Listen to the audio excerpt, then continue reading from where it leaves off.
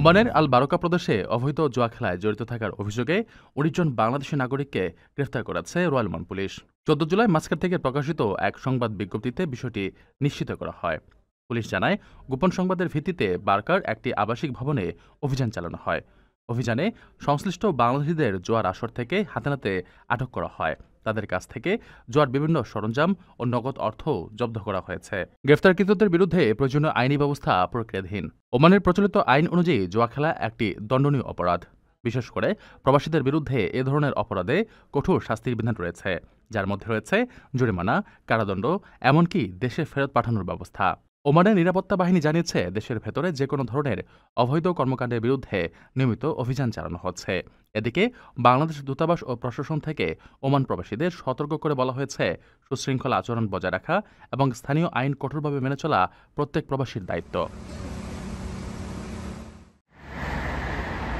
ওমানের royal Oman police traffic আইনের লঙ্ঘন ও বিপজ্জনক যানবাহনের বিরুদ্ধে কঠোর অবস্থান গ্রহণ করেছে। সম্প্রতি এক সরকারি বিবৃতিতে জানানো হয়, জনসাধারণের নিরাপত্তা বিঘ্নিত হয় এমন কোনো যানবাহন প্রদর্শন বা বেপরোয়া চালানোর ঘটনায় জড়িত ব্যক্তিদের বিরুদ্ধে আইনানুগ ব্যবস্থা নেওয়া হবে। বিবৃতিতে বলা হয়েছে, এই ধরনের বিপজ্জনক প্রদর্শন বা কার্যকলাপে জড়িত ব্যক্তিদের ৩ মাস পর্যন্ত কারাদণ্ড বা সর্বোচ্চ ৫০০ ওমানি রিয়াল জরিমানা অথবা উভয় দণ্ডে দণ্ডিত করা যেতে পারে। আরোপি আরও জানায়, এই বিধান শুধু ট্রাফিক আইন রক্ষার উদ্দেশ্য নয়, বরং সড়কে চলাচলকারী সকলের নিরাপত্তা নিশ্চিত করার লক্ষ্যেও নেওয়া হয়েছে। বিশেষ করে স্পিড স্ট্যান্ড, ড্রিফটিং বা প্রকাশ্যে ট্রাফিক নিয়ম ভাঙা জাতীয় কর্মকাণ্ড সমাজে দুর্ঘটনার ঝুঁকি বাড়ায় এবং অন্যদের জন্য হুমকি তৈরি করে। ওমান পুলিশ সকল চালক ও নাগরিকদের ট্রাফিক আইন মেনে চলার আহ্বান জানিয়েছেন এবং সতর্ক করেছে, যে কোনো লঙ্ঘন কঠোর শাস্তির মুখোমুখি হবে। এই ঘোষণার মাধ্যমে সড়ক নিরাপত্তা জিরো টলারেন্স নীতি নিশ্চিত করেছে দেশটি। ওমানের বাংলাদেশ প্রবাসীদের সুবিধার্থে একটি যুগান্তকারী পদক্ষেপ নিয়েছে বাংলাদেশ দূতাবাস। এখন থেকে প্রবাসীরা ওমান পোস্টের মাধ্যমে ঘরে বসেই অথবা নিকটস্থ পোস্ট অফিস শাখা থেকে নিজেদের নতুন পাসপোর্ট সংগ্রহ করতে পারবেন। এই উদ্যোগের ফলে পাসপোর্ট গ্রহণের জন্য দূর দূরান্ত থেকে দূতাবাসে বারবার যাতায়াতের প্রয়োজন হবে না, যার ফলে সময়, অর্থ এবং ভোগান্তি সবই অনেকটাই কমে যাবে।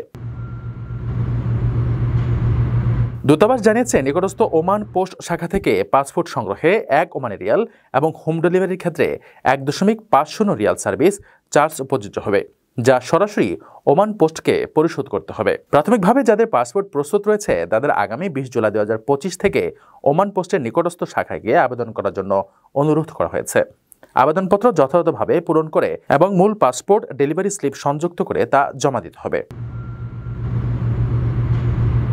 ওমান পোস্টে আবেদনকালে পাসপোর্ট সেবা প্রার্থীদেরকে নিজ পরিচয়, যেমন আইডি কার্ড, পুরাতন পাসপোর্ট কিংবা ফোন নম্বর ইত্যাদির মাধ্যমে যাচাই করা হবে। এ বিষয়ে দূতাবাস থেকে ওমান পোস্টের শাখাসমূহের একটি তালিকাও প্রকাশ করা হয়েছে, যেখানে আবেদনকারীরা তাদের পছন্দনীয় শাখা অথবা নিজেদের ঠিকানা উল্লেখ করে আবেদন জমা দিতে পারবেন। প্রবাসীদের সেবা সহজ ও সাশ্রয়ী করতে বাংলাদেশ দূতাবাসের এই পদক্ষেপ প্রবাসী সমাজে ইতিবাচক প্রভাব ফেলবে বলেই ধারণা করা হচ্ছে। ওমান সাগরে চোরাই জ্বালানি বহনের অভিযোগে একটি বিদেশি তেলবাহী ট্যাঙ্কার জব্দ করেছে ইরান। জাহাজটিতে আনুমানিক ২০ লাখ লিটার অবৈধ জ্বালানি বহনের অভিযোগ উঠেছে। এই ঘটনায় ট্যাঙ্কটির ক্যাপ্টেন সহ মোট ১৭ জনকে আটক করা হয়েছে বলে জানিয়েছে দেশটির আধা সরকারি সংবাদ মাধ্যম মেহর নিউজ। হরমুজগান প্রদেশের প্রধান বিচারপতি মোস্তফা গাহরিমানি জানান, ইরানের সামুদ্রিক সীমানার সন্দেহজনক গতিবিধির কারণে ট্যাঙ্কটির ওপর নজরদারি শুরু হয়। পরে জাহাজটি থামিয়ে দেখা যায় বহন করা তেলের বৈধ কোনো কাগজপত্র নেই।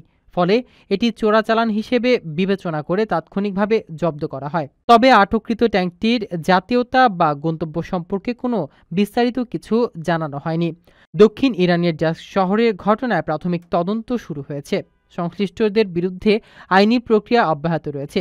বিচারপতি গাহরেমানি আরও বলেন, জব্দকৃত তেলের পরিমাণ নির্ধারণ এবং বৈধতা যাচাই ল্যাবরেটরিতে নমুনা পরীক্ষা ও কাগজপত্র যাচাই চলছে। তদন্ত শেষে চূড়ান্ত রিপোর্ট প্রকাশ করা হবে।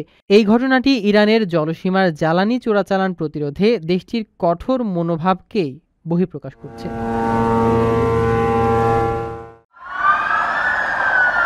ওমানে বৈদ্যুতিক তার চুরির অভিযোগে ৬ জন পাকিস্তানি নাগরিককে গ্রেফতার করেছে রয়্যাল ওমান পুলিশ। দেশটির অপরাধ অনুসন্ধান ও তদন্ত মহাপরিদপ্তরের তত্ত্বাবধানে উত্তর আল বাতিনা প্রদেশে সম্প্রতি এক অভিযানে তাদের আটক করা হয়। আরোপি এক বিবৃতিতে জানায়, গ্রেফতারকৃতরা পরিকল্পিতভাবে বিভিন্ন এলাকায় নির্মাণাধীন ভবন ও বৈদ্যুতিক সংযোগ স্থাপনায় চুরি সংঘটিত করছিল। চক্রটি রাতের অন্ধকারে এসব স্থাপনাকে টার্গেট করে তার কাটে এবং নিয়ে পালিয়ে যায়। সম্প্রতি স্থানীয়ভাবে একাধিক চুরির অভিযোগ জমা পড়লে তদন্তে নামে পুলিশ এবং তথ্য উপাত্ত বিশ্লেষণ করে অভিযুক্তদের শনাক্ত করা হয়। অভিযানে কিছু চুরি হওয়া বৈদ্যুতিক তার উদ্ধার করা হয়েছে। এছাড়া চক্রটির অন্য সদস্যদের খোঁজে তল্লাশি ও তদন্ত চলছে। রয়্যাল ওমান পুলিশ জানিয়েছে, গ্রেফতার ব্যক্তিদের বিরুদ্ধে দেশটির আইন অনুযায়ী প্রয়োজনীয় ব্যবস্থা গ্রহণ করা হবে।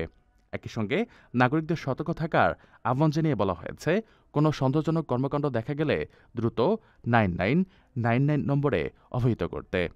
এই ঘটনায় ওমান প্রবাসীসহ সাধারণ মানুষের মধ্যে উদ্বেগ দেখা দিয়েছে। নিরাপত্তা রক্ষায় কঠোর অবস্থানে রয়েছে দেশটির আইনশৃঙ্খলা বাহিনী।